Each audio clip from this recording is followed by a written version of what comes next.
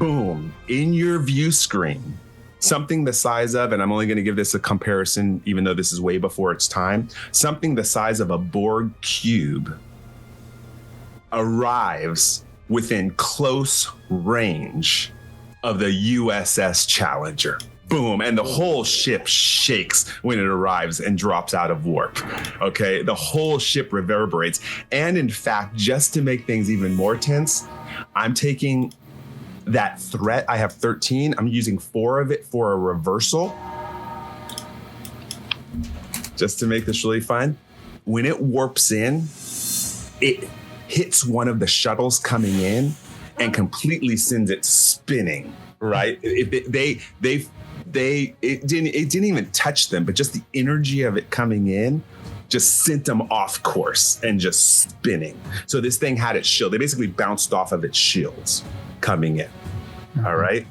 Though your ship doesn't detect anything about its shields being on, you all saw the visual effect of this vessel bouncing off. Okay. Commercial break on that one for a second.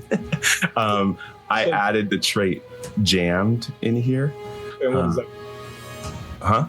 What does jammed mean? You didn't catch any sensor readings off this thing. Your probes didn't catch anything of it. I'll play it in as the trait comes in. But that specifically impacts the people on the ship, right? Not the people on the planet. I did not say that. Okay. I'm not clear on how we would apply that trait to the planet side folks. Well, you'll see if you try to make communications or transmit information. And we went kind of quick. I wasn't quite clear. Did we end up failing that task? Yes. And so this was a succeed at cost, which is why I added the jam trait. It was a difficult 5, and you only got 4 successes. Right. So we revealed who it is by making them come to us. What's your question, Jim? Well, my question is, if it was succeed at cost, we didn't spend anything to succeed. Yeah, you were looking for this ship. You just found it. No? Does that narratively work for people? You now know. Yeah. We didn't succeed. Your question was looking for this ship. Yeah. Does that answer it? I'm just not clear. I mean, did we succeed at the task or not? Yes, you succeeded at cost. Right? You succeeded at cost. Yeah. Because there's certain character abilities that trigger when something fails. So if this didn't actually fail, then that trigger doesn't occur. It did not fail because it's called succeed at cost. Okay. Right? Yeah? Okay. Sure. Okay. Just make sure. Okay, good. Clear on that. Just double checking. Can I show that art? Is this the Yes, the please. ship Can we art? now show the ship? So for those of you at home, you'll see it pop up, and our crew will see it in the game Bible.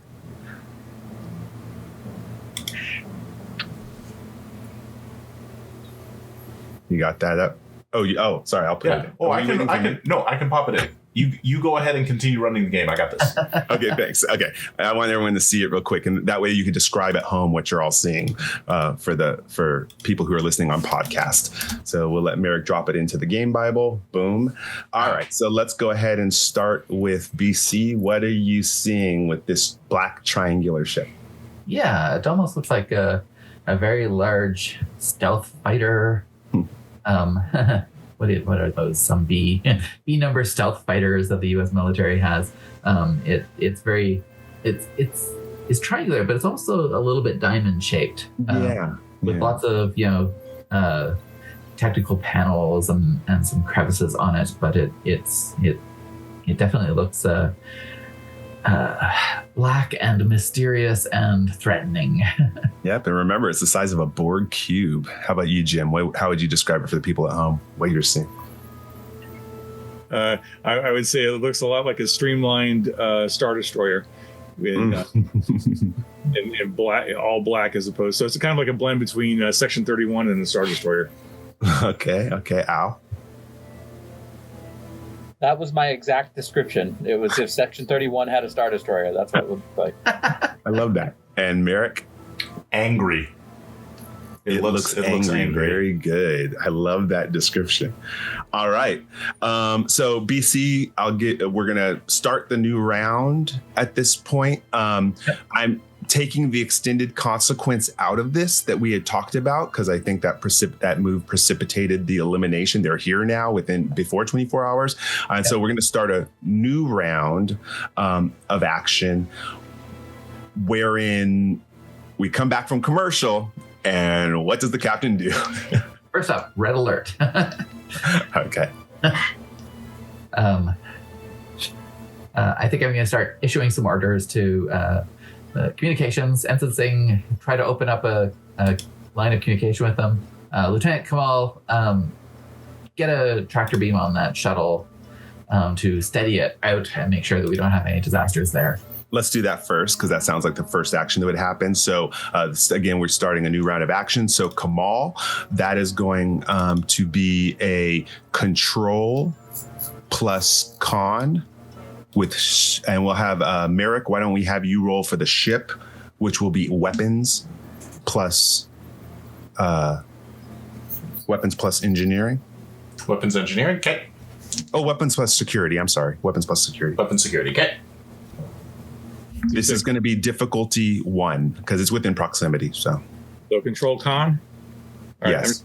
I'm not going to spend any dice. I'm going to go straight up control con here. Actually, you know what? I'm going to change my mind. I'm going to give you 2 threat to buy 1 dice.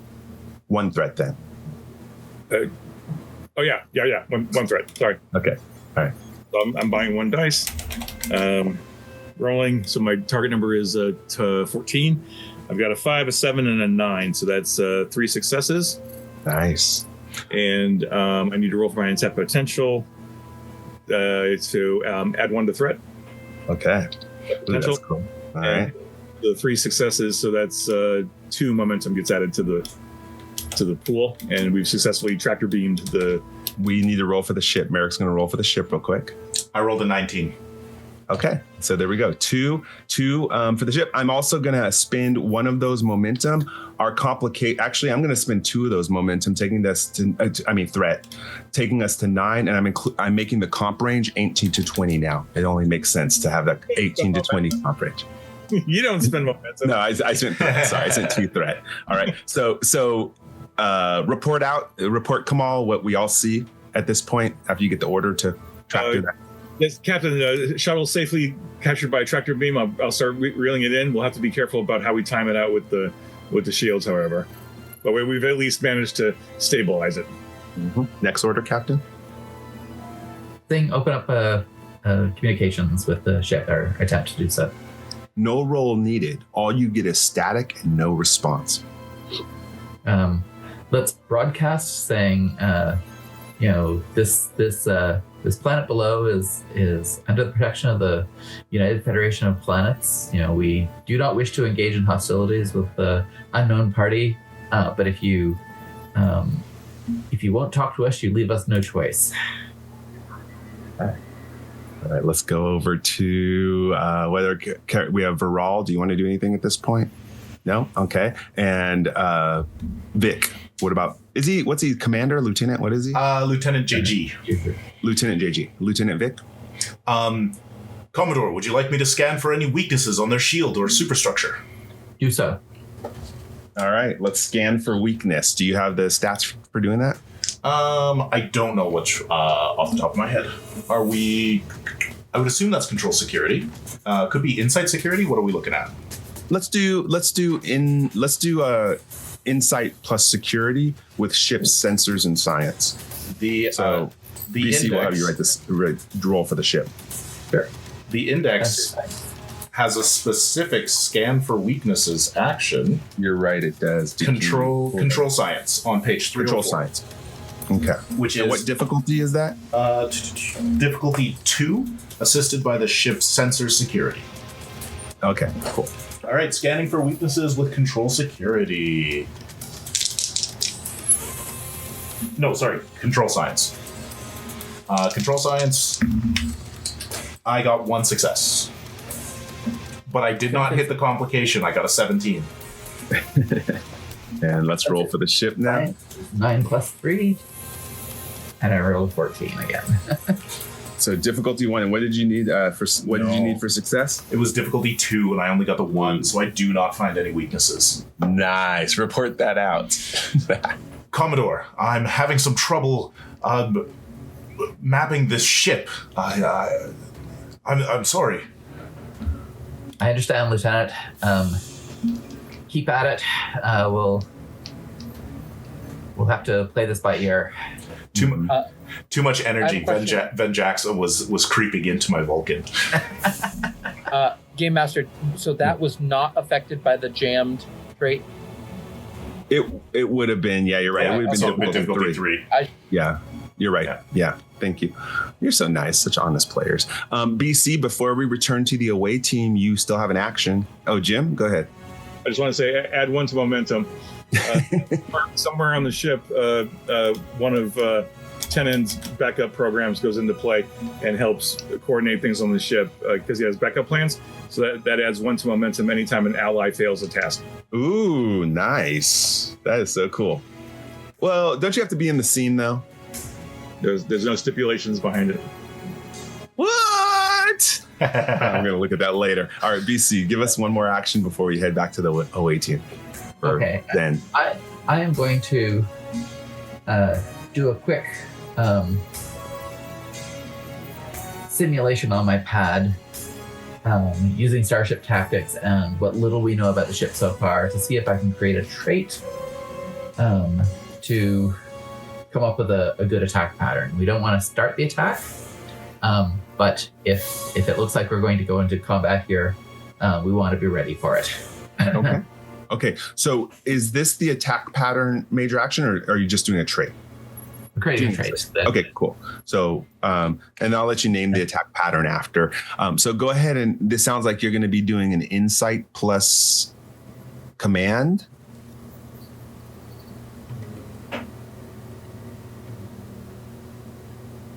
That probably is reasonable.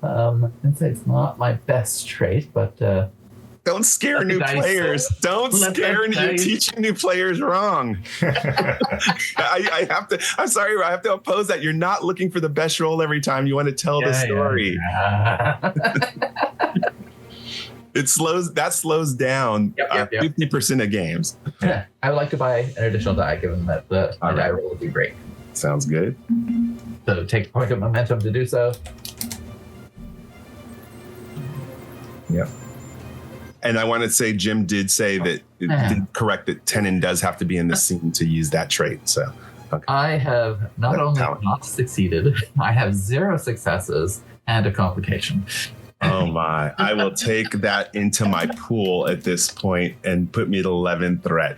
Amazing scene all. The tension is up here, right? This is really good. This cuts us back to the away team, which logically, of course, would be going through the catacombs to ensure that they are evacuation ready. So this would be Thravik, Benjaxa, Tenen, and Nurse Hansen, who are going to make sure it's safe. Go ahead, Meric. Yeah, quick clarification. Venjaxa would ask Thravik if his priority is help with this or setting up communications. Helping with this, for sure. Okay, cool. And they'll be good. Doesn't make any sense to have communications if there's nobody to use them, right? Yep.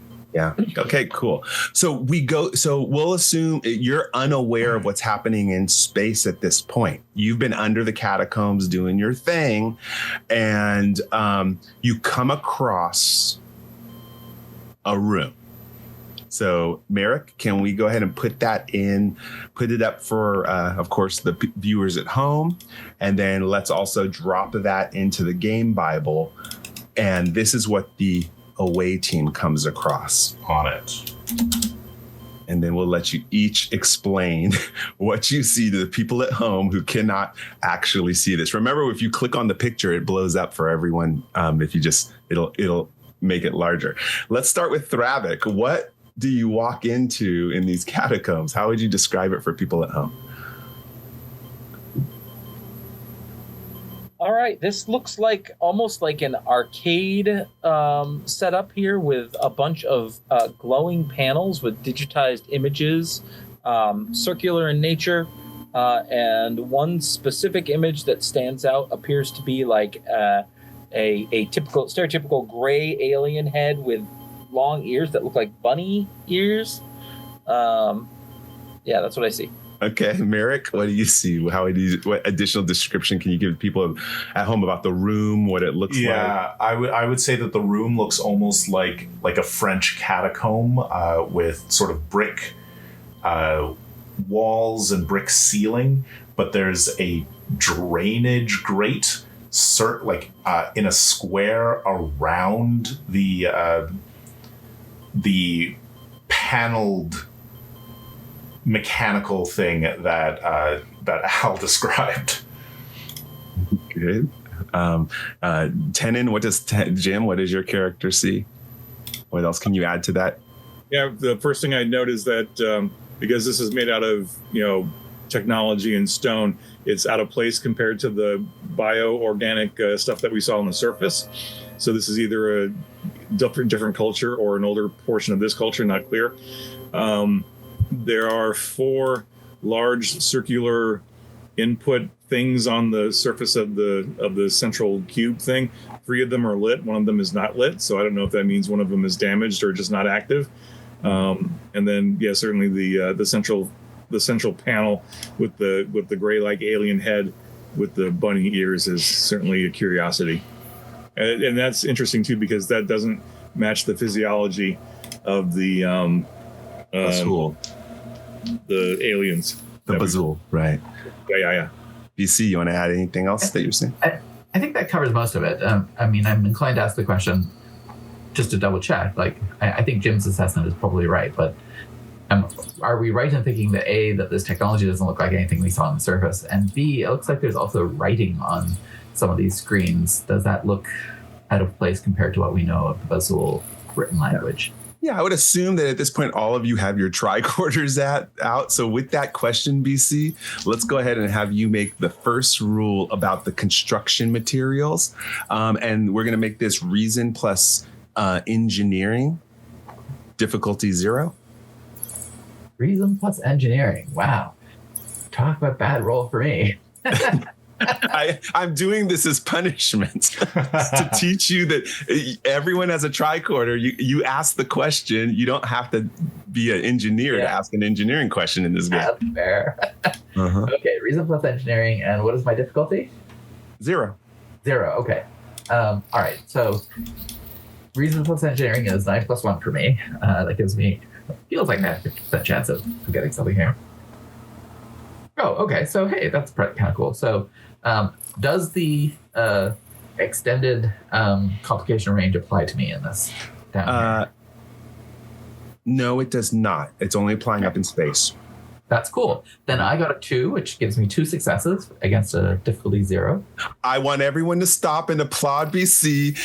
Not using any of her character's strongest attributes in department, she generated 2 momentum. Lesson at home. Okay. All right. So what I'll tell you right off the bat, BC, your character, Nurse Hansen, the materials are like nothing that's on this planet. You already had this. Oh, go ahead. Sorry, I just realized I made a mistake. I got a 2, but that's actually only 1 success. Oh, okay. That's fine. So you got 1 momentum still. Yeah. You can decide how to use that in a moment, because what you do find out is you definitely look at the composite materials and you report back to everybody.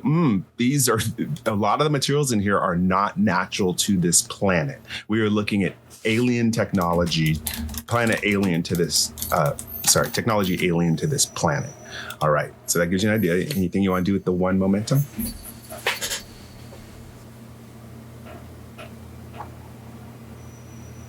You spend it, there's something more to know. There is. Okay. All right. So let's spend it to ask a question, I guess, is the key thing that we're trying to do here. Well, there's information by digging deep. I know what I could tell you about it. Sure. Interestingly enough, based off what scant Federation records there are on it, you can pierce in, through your scans can go through whatever this is, this technology, and there's genetic material inside. You're getting vague scant readings of Zenkethi DNA. Okay. Commander, I think I understand a little bit what's going on here. I think that this device that we're looking at here has something to do with some sort of storage or hibernation or possibly even birthing technology used by the Zenkethi. I speculate that the ship that's been attacking them is a Zenkethi ship that are looking to acquire or protect this particular device, and that is the root of the attacks that are going on here. All right. Out of game question. Are we aware of what Zenkethi are? Do we have that information? They're so mysterious that this adds a puzzle piece. Okay. All right. So I won't reference Jackson Lansing's story about that. Yeah. Okay. Mm-hmm. Very well. Okay. So they are aggressive and militaristic, but yeah. Let's. This could be just a simple misunderstanding, and what does Starfleet do best? We clear up misunderstandings. So I will try to communicate with the Commodore. Open up my thing. Do I get anything? No. Okay. All right. Venjaxa is the type of person who would go, I guess we did need those communications. All right. Well, how about if you can see what you can do to get communications up and running now, Venjaxa? On it, Commander. So Venjaxa, let's have him roll on this. So this is going to be because of the residual background radiation hampering and the jammed traits that we have up there. This is going to be difficulty 3. Oh, and you're underground in the catacombs. So I'm going to make this difficulty 4. You can use an assist if somebody wants to assist you, but this is going to be difficulty 4, control plus engineering. Can I, rather than try and boost our communicators or whatnot, can I remotely access the communication hardware that we brought down and focus more on getting that and then bouncing up rather than... Oh man, I wish you had a trait for that, but you do. I do. You have a way team support. Sure. You have a way team support. Oh, nice. Yeah. I mean, I was the diff 2, difficulty 2 now. Very good. Excellent. I also have. Nobody's used a determination in this game. That's right. Arguments. No, I was thinking jury rig, but that's going to be for repair, so that's not going to help. My talent is not helpful. I think a determination on my value. If there's no solution to your problem, invent one. Ooh. And we have somebody here who might be good with communications, no? Yeah. Can assist. Yeah. You need it. Yeah, if Tenon wants to assist as well. So I'm going to determination, and I'm sorry for the viewers at home, not me personally. Is this a preset to a 1? Yes. Yeah. Okay. Preset 201, so you don't have to roll. You don't have to roll that dice. It's auto 1. Okay. Cool. All right. So preset to a 1. We are reducing the difficulty with our away team. They have a 2. Yep. So what's our difficulty? Your difficulty 2 now. Oh, fantastic. Then I'm going to roll 1, and Ensign Tenon, could you please assist me with this? Happy to. Thank you. Michael, what do you want? You want engineering? This is going to be reason plus engineering. Okay. I got the 18, so I do not contribute any additional successes other than my determination 2. Oh, okay. Okay. And then Jim, you want to roll your 1 assist? Yeah, I'm wondering if there's would deep focus in deep space communication technology help at all here? Totally. Yeah. My target number is 14 with a focus. I rolled a 14, so that's 1 success. Yay. Okay, so you got 1 momentum based off this. So, Meric, you where Thravik failed, you are showing you and Tenon are showing your engineering acumen, and you're able to cut through. What do you want to do with the 1 momentum before we open up? I'll put it in the pool, but what I'll be saying is, okay, so if we modulate to this frequency, it's going to bounce off of their metal deposits, and it's going to get to the away team, and like that's how we're sort of talking through it. Yep. Okay, you can now establish communications, which I'm going to do unless someone nods their head no. By establishing communications, you both update each other on everything everyone's already watched. We don't need to repeat it at all. Cool action moment where I throw my communicator to Thravik. This one works, sir. Got it. So now we're going to assume everything is communicated up to it. So Thravik, you actually get the next action. So I would put it to the Commodore that we need to find a way to communicate with, or you need to find a way to communicate with the potential Zenkethi that you're dealing with. I'm gonna talk to Zenite of the 3rd generation and see if I can't convince them to let this device go, and perhaps that can cause some type of amiable separation when we are all done. I'm spending 8 threat right now for a reversal. As we go into a cut, what we're going to do here is, just as you say that, on both of your speakers and on your communicators and on the ship, you hear, "That vault goes nowhere but with me." And beaming in to the catacomb area with the vault is this following character. So we're going to go ahead, and I'm calling this a reversal because I'm moving things along and moving the action. So let's drop into the game Bible, I the got character, and we'll have you describe them.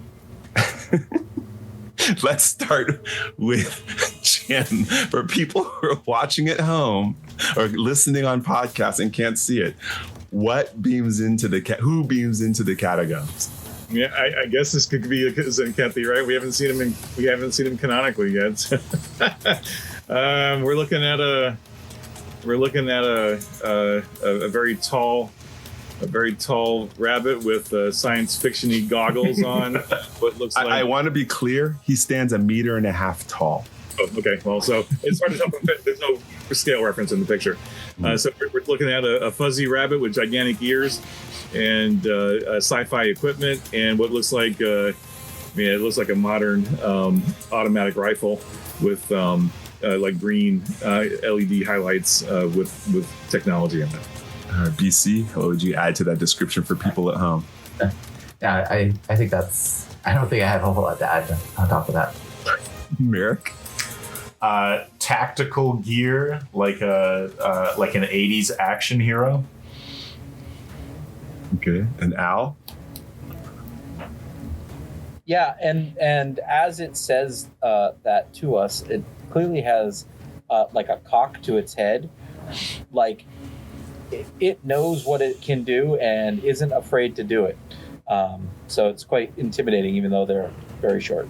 Yeah, and for sake of the thing is, when they beamed in, he trained his weapon on Thravik because he was the last one who said, "Let's get this thing out of there." All right. My nearest comparison would be like Rocket Raccoon, but as a bunny. Okay, good for people at home. Yeah, that would be a really, really good comparison. What was the name that of right off the bat? All right, Bucky O'Hare.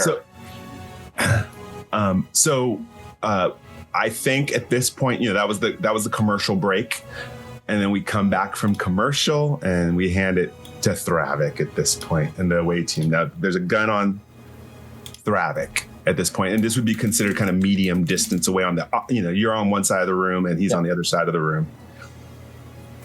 So I'm going to put my hands up like this and be like, whoa, we just found this thing, and our intention is to get it to you, but we need to talk to the people of this world and convince them to let it go without any more bloodshed.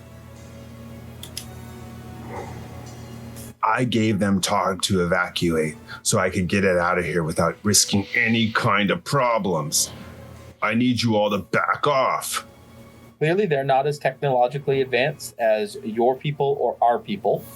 They are still trying to evacuate. In fact, I was trying to evacuate them down into this place, not realizing what was down here. So I need to communicate with Zenite of the third generation to let him know that this is your property and you deserve it. You're talking to me. Go ahead, Jim. Out of character, real quick. Didn't we establish that the Zenite of the third generation or whatever vaguely remembered these catacombs and like suddenly remembered it by virtue of us creating a trade or something? Yeah, that there was space down there, but they've never been down there. They've never been down there. Okay. Mm-hmm. So Tenon will pipe up and say, it's possible that the indigenous species may not even realize this is here. It may have just been a complete accident. They may not even care if you take it, right? They just don't want to be hurt. I need to make sure that this vault goes with me and no one knows what's in it. It's part of my legacy. We can make that happen. We just need a few minutes to talk to the leader of this the city, and we will even help you get it up to your ship should you need assistance. The less people who know about this, the better.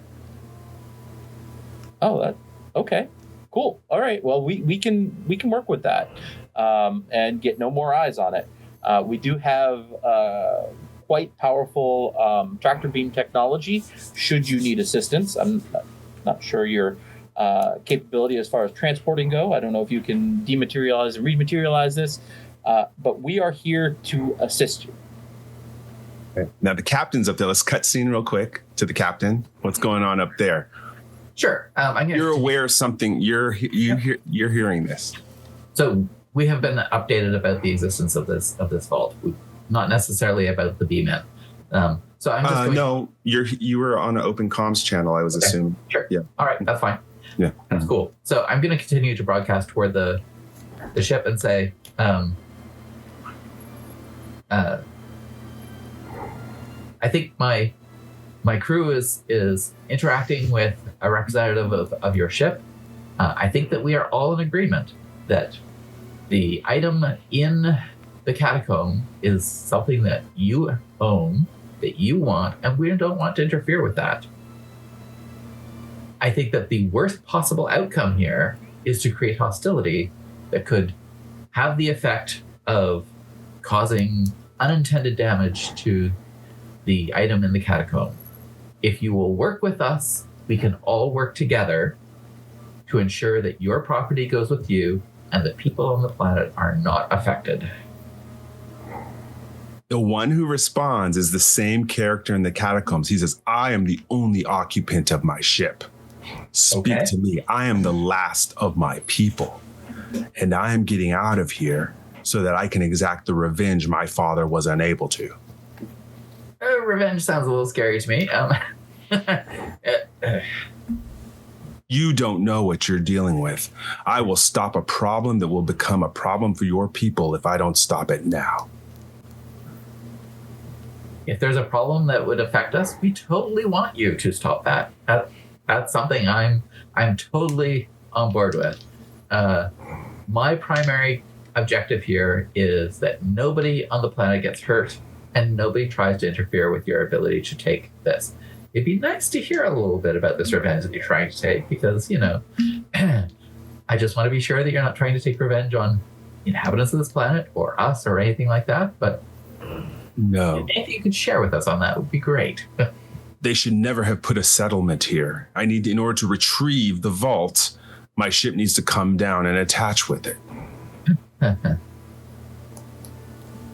hear what you're saying. You need to evacuate the area immediately. You need to leave this planet, and these people must be gone.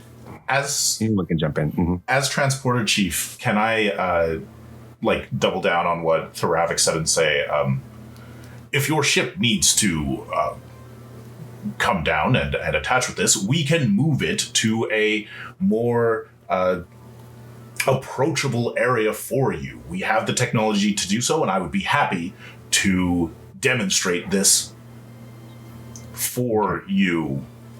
Okay, let me have you do a couple rolls, because while this talking is going on, I always think other Starfleet members with their tricorders are still gathering information, right? Especially with what you've heard.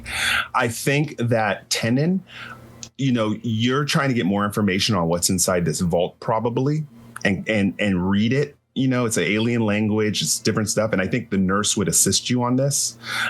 So, Tenon, what attribute and department would you apply to? Now that you're hearing revenge and Zenkethi's DNA, and yet there's this character here who's, I'll give you this much, DNA does not match what's inside the repository. So process of deduction, this character is not Zenkethi. Okay. So what would you do in this action while they're talking? What kind of scan? Initially, I was thinking about engineering, because I would be wanting to see, do we have any way of compatibility helping the thing get the vault out of here? Like, are our systems compatible with his systems that we could help that? But hearing the biological part, maybe science. So I could go either way, engineering. Okay. Let's go science on this one. And then BC, you could do medicine in this one. I'll allow you to do your medicine for the nurse. But starting off, let's go ahead and do reason plus science, Jim, on this. Okay, reason science. I'm going to give you one threat to buy a dice. Okay, and this is going to be difficulty 0, just so you all know. Difficulty 0. Okay, I will. So my target number is 13, and I rolled a 12, a 13, and a 17. So I've got 2 successes. Okay. And reason medicine? Okay, yep. Or insight medicine? Whichever you can choose, yeah. Insight medicine's good too, yeah, I like that. Sure. I like that. That gives me 11 plus 12. Because I rolled a 12. Because our friend is now in the catacombs. Hold on, let's resolve this real quick, just so I keep in. Or what did you get a success on that, BC? I did. Okay. That's a total of 3 successes. You said it was difficulty 0? Yeah. That's 3 momentum. Right. And Meric, did you have something to add to this roll? Just asking if the complication range of 18 to 20 applies everywhere now since he's here. Now it does. Yes. Thank you. It does. Yeah. Just to be aware. So we have 3 momentum. So the first thing you pick up, again, this has not been communicated. This is basically Tenon and Nurse working together, shoulder to shoulder, kind of like while this stand is going on. This construct of this entire vault is a biorepository. Okay. It's a biorepository. It's obviously had some damage that could have been sustained when it was first here, or maybe earthquakes over years. It's over 100 years old.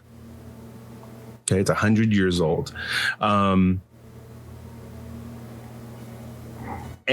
the other point you would see, the nurse would add this to it when she looks at the gene repository, when she finds out it's a biorepository. You detect that 99.8% of the genetic material contained therein is rendered useless. Since the vault was damaged, 99.8% of the Zenkethi genetic material is useless.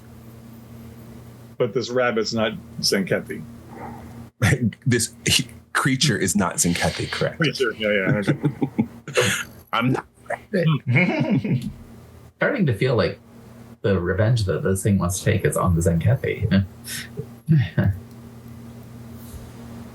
Okay. So the question, I guess, that Tanner and I have to figure out is, like, how do we want to communicate that to the group? Should we just blurt it out and let the whole room know? What would happen on the TV show? Yeah, I would. Sure.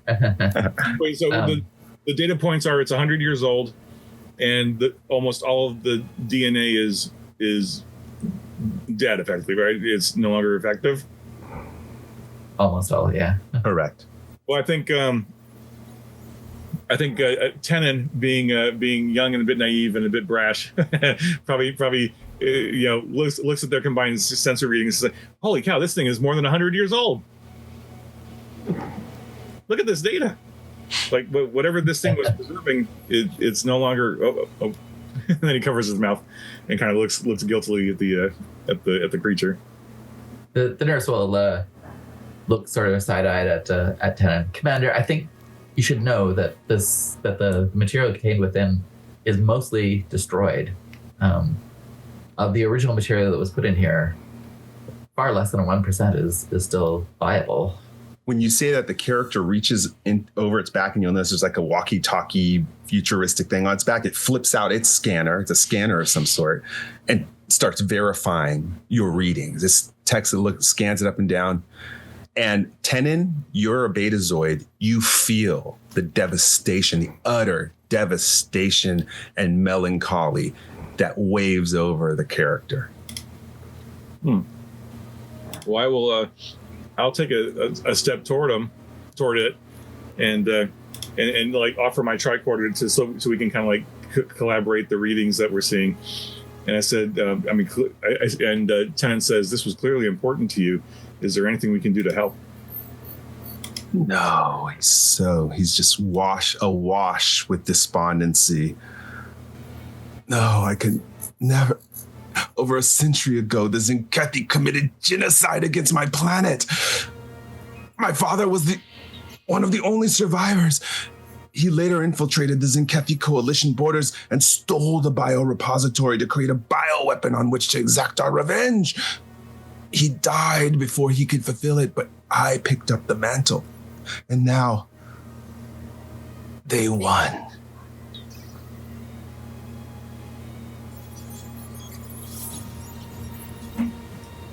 They have not won.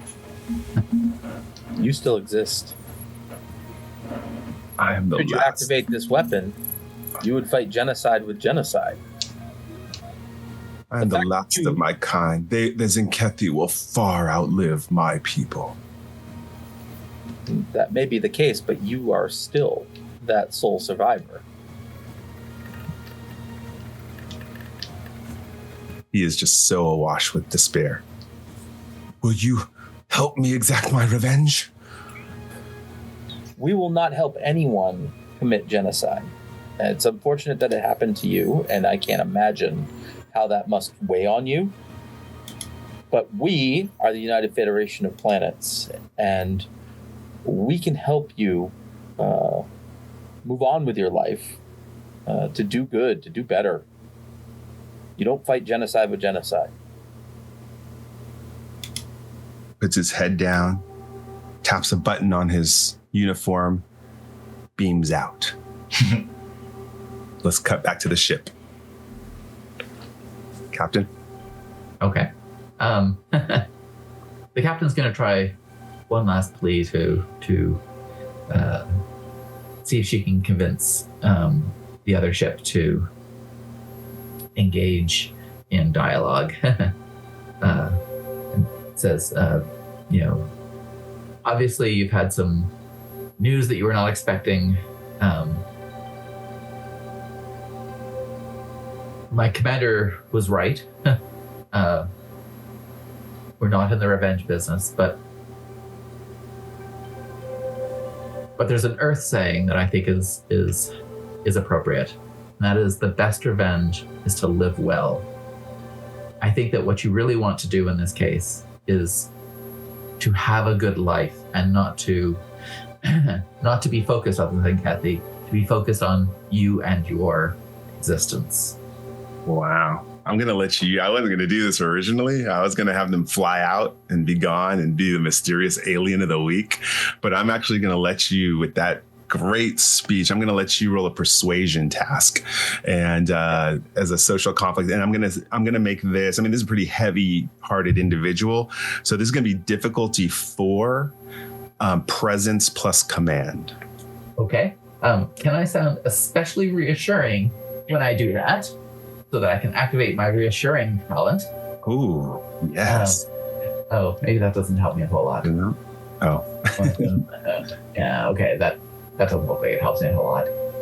No, that doesn't help me a whole lot. Would I be able to assist on this? Totally. What would you add to it to assist?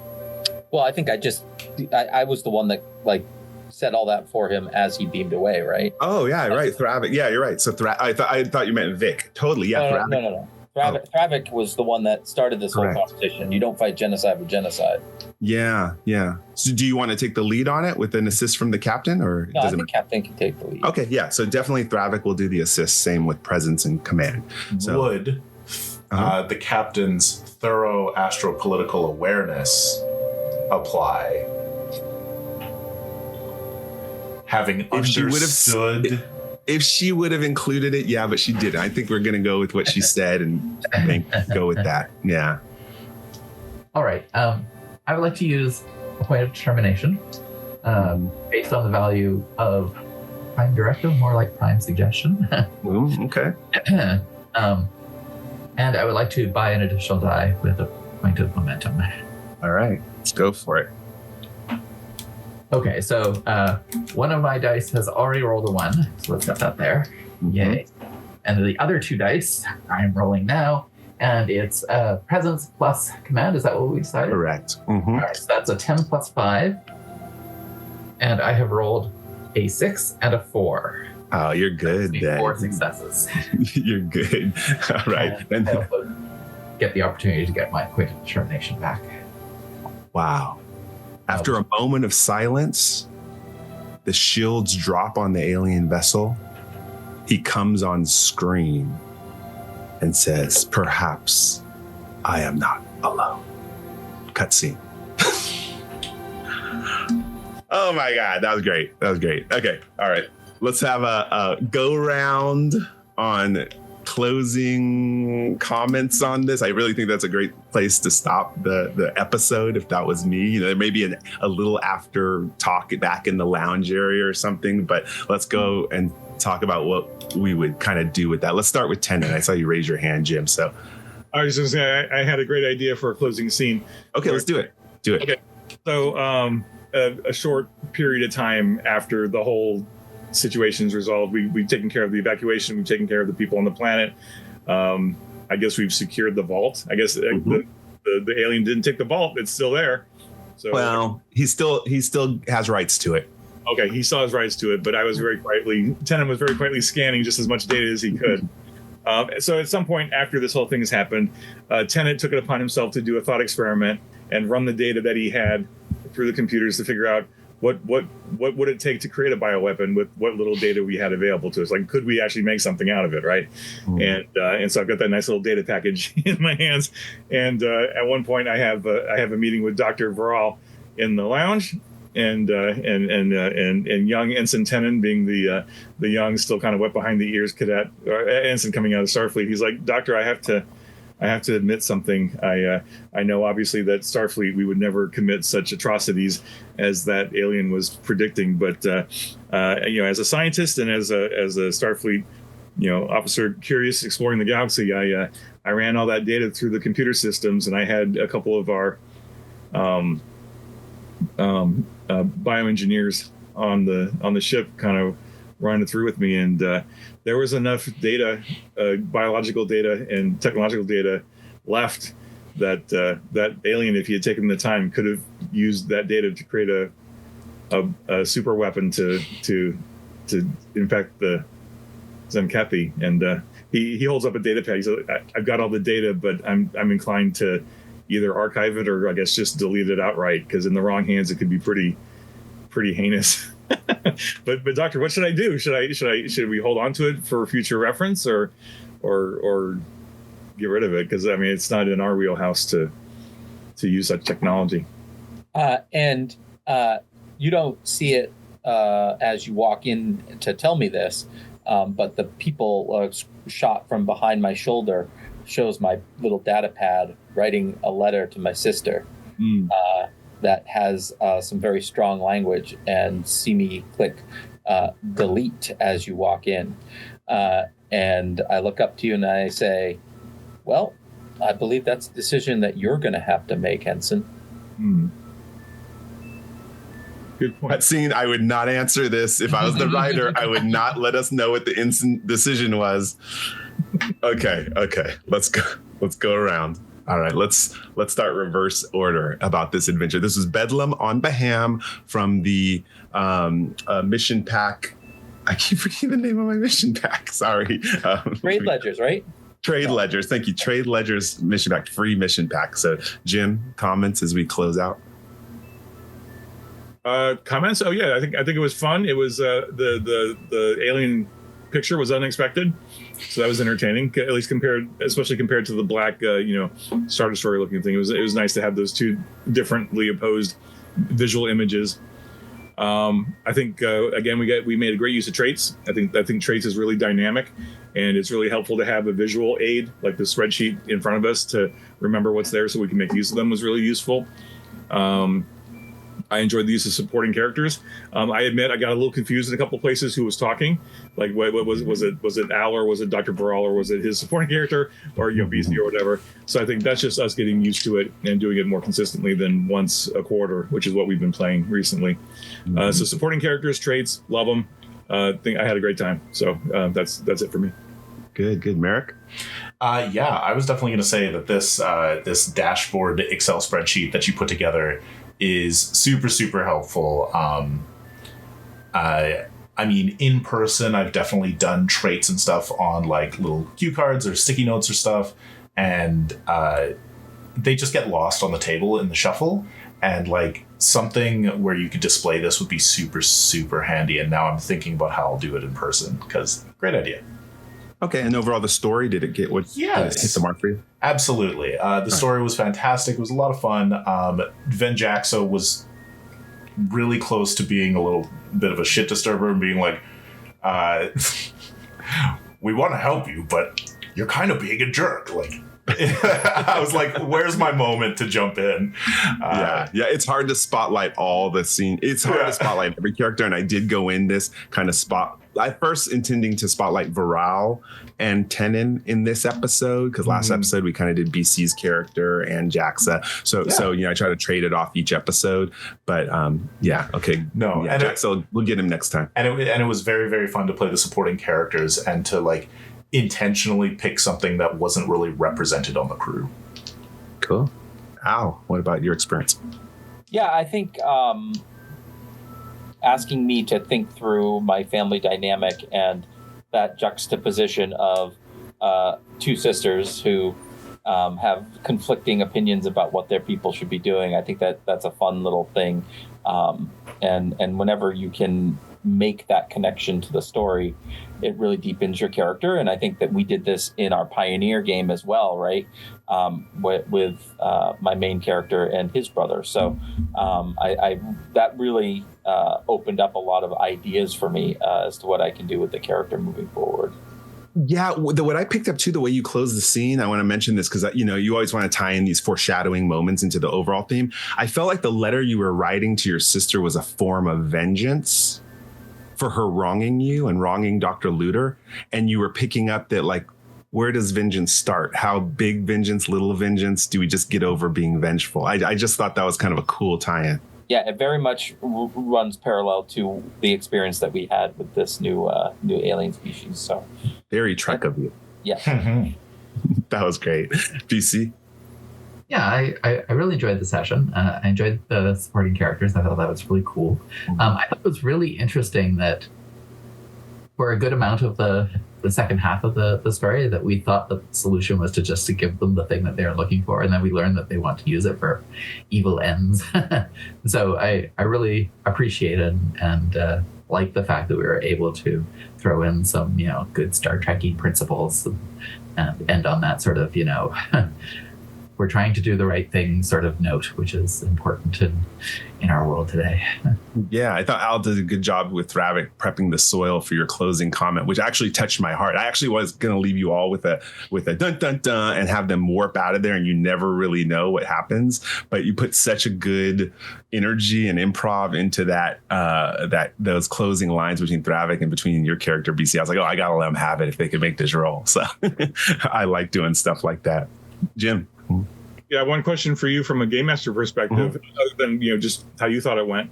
You had set up an extended consequence in this show, and I'm not confident we really made use of that mechanic. So I was just curious, did you feel like we made use of it, or did you just kind of let it go? No, I let it go the minute we had the success it cost, and I did it because of time. Because this is not playing in. It's not a real. It is a real game, but it's not. We don't have 3 or 4 hours, and so I thought in my mind real quick, you know what? I can dispose of that and let the success it costs be the reason why mechanically. and throwing a reversal in there, just to make things scarier, like, oh no, a shuttle got hit, just to make it a little bit more realistic. So I make decisions like that on the fly, as long as it sounds realistic and doesn't feel like I don't want you all to feel like I'm truncating the story, if possible. And I think it all felt pretty natural. Yeah. The story evolved through the roles. Absolutely. Yeah. And I hope game masters are taking notes, right? What is written down word for word in an adventure brief is not what needs to be run, right? You need to be flexible and bend with your table. And so I think that was a really good, when I realized that that's what you had done, I was like, oh, that's brilliant. Right? Because you always need to be aware of the time and the needs of your players as well. So yeah, and I like throwing. And if you all knock out problems easily, that's so cool. I love that. I can always have more threat for more problems. I don't need to be dog-hearted that this problem has to stay the entire time. And plus, you all are such great narrators where you're always every move's unexpected. I have to be ready to roll with whatever you throw at me. So it's good practice for game masters for that. Okay, awesome. Well, thank you all for playing along. This was so cool. Again, another fun USS Challenger session. I'm sure we'll come back again with even more amazing journeys into the beyond. All right. Until next time, IDIC. Live long and prosper. Be safe, be well. We'll see you all next time.